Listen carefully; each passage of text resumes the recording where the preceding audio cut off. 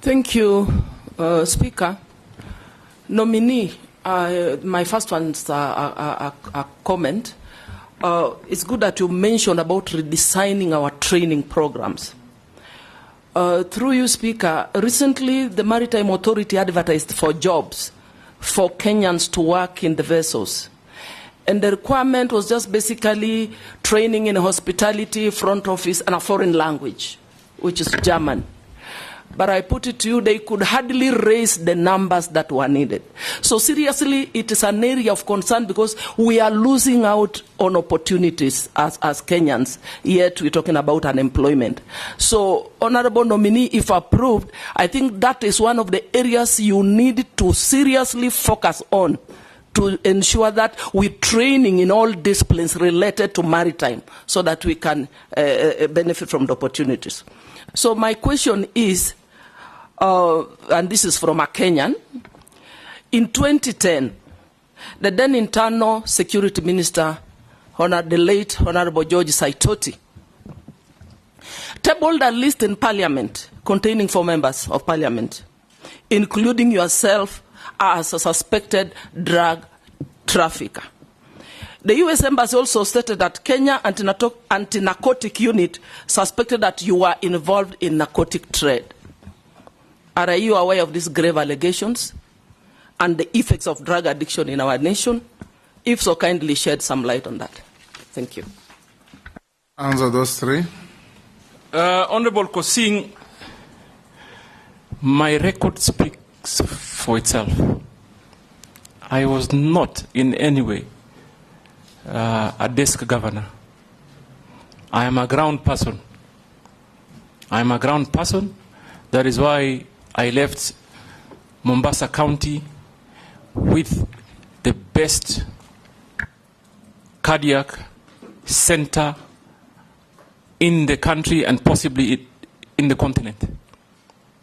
I left Mombasa County with state-of-the-art cancer treatment center. I left the county with a lot of social development programs that are on record. So I'm just picking a few. Mr. Speaker, today if I have a cardiac issue, I want to tell you, and I will encourage all of you and those that have visited Mombasa, if you have a cardiac issue, Coast General is your place. Because they have the state-of-the-art cath lab with well-trained doctors that constantly do open heart surgeries, fix cardiac issues quickly, and that was my leadership. So I provide leadership, and I will. And in the mining and blue economy and maritime, if you approve me, I will hit the ground running, Mr. Speaker. On matters of licensing, I don't know whether this committee understands the process that is applied on licensing, but I'll quickly share from what I found out. And I'm saying that this I found out from the private sector.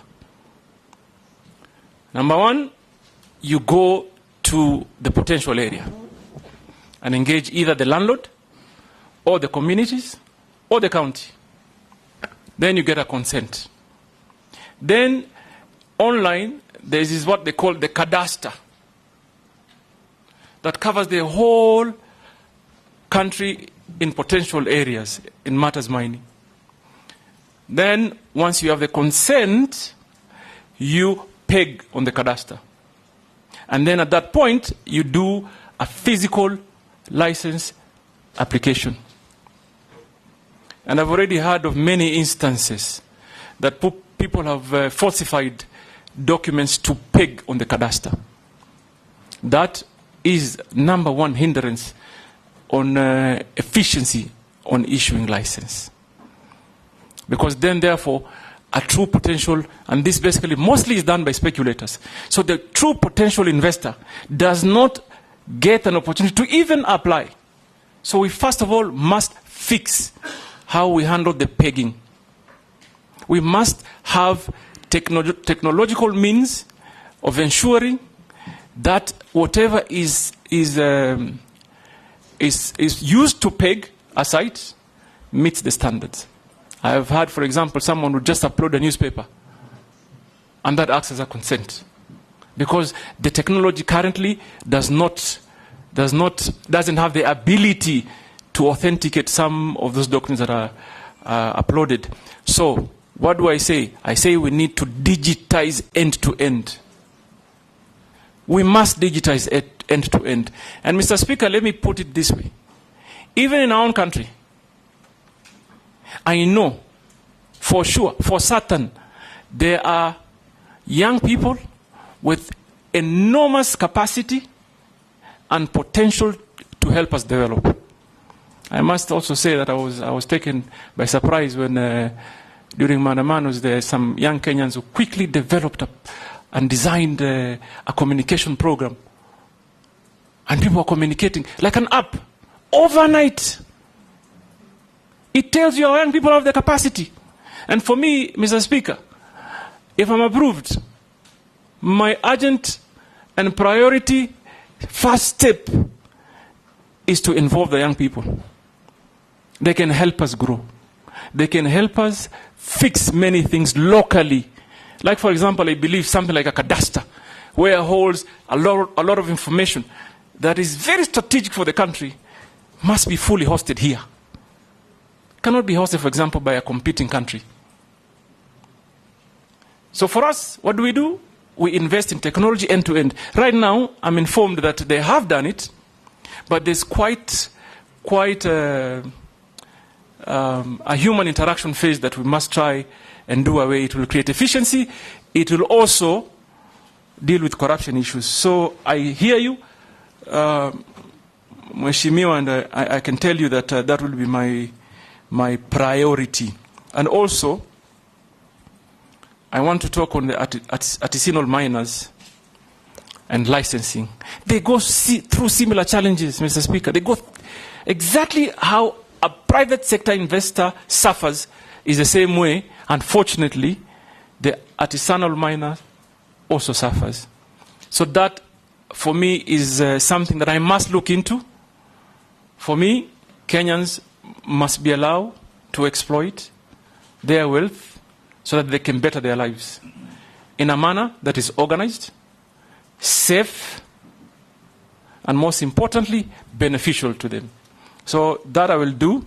Mheshimiwa Imase, you talked about training.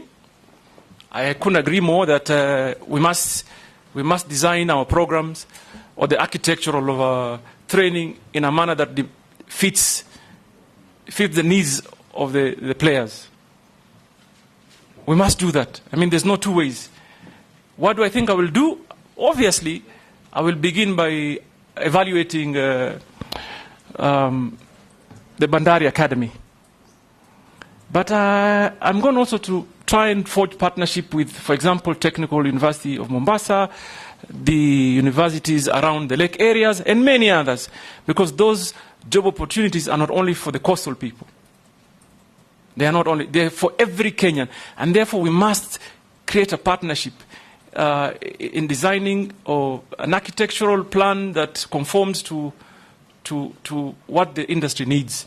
And I will work closely with private sector. Mr. Speaker, finally, Honorable Imase talked about a citizen that sent you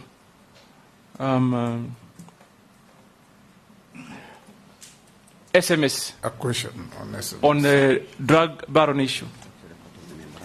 You know, the irony for me is that when you want to pick records selectively, that is what challenges me. The quagmire for me is I don't understand if you come and table a report.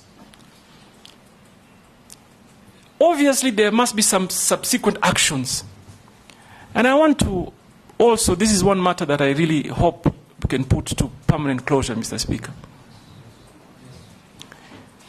When I was campaigning in 2013, in Mombasa, there were billboards put up.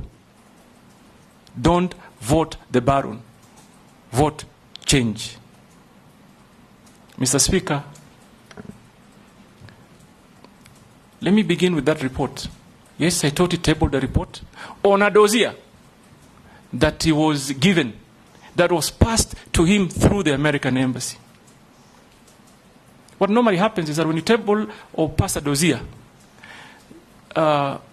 it is investigated, I believe. It is worked on. So that happened. The late Honorable Saitoti, may the Almighty rest his soul in eternal peace, came back to Parliament with a report. He came back to Parliament and tabled a report of investigation and the outcome. And it was a multi-agency, almost international investigation that clearly stated, and I'm going to only speak for myself, that no iota of evidence was found against me. Mr. Speaker, let me put it this way. I'm not a fool. I come from a family that is blessed with businesses. And I am thankful to Almighty for what I have. So number one, that investigation was concluded. Number two, Honorable Emasi, first term as governor, I was the greatest critic of the Jubilee administration. Had lots of personal altercation.